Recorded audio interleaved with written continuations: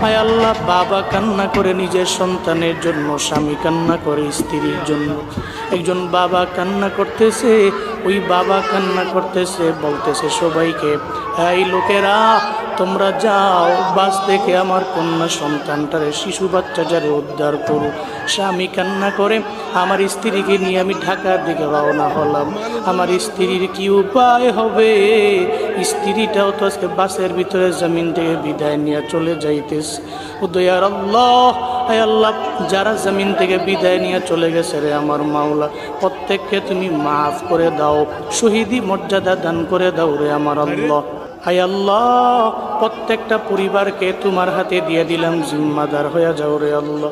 পরিবারে সুখের ছায়া নেমে এসেছে, সুখ সন্তপ্ত পরিবারকে তোমার হাতে দিয়ে দিলাম, ধৈর্য ধারণ করার তৌফিক দান করো আল্লাহ। সমস্ত অ্যাক্সিডেন্টের হাত থেকে তুমি আমাদের দেশের মানুষগুলোকে হেফাজত করো মাওলা। বহু মানুষ আছে তো বাসের ভিতরে, আর মানুষ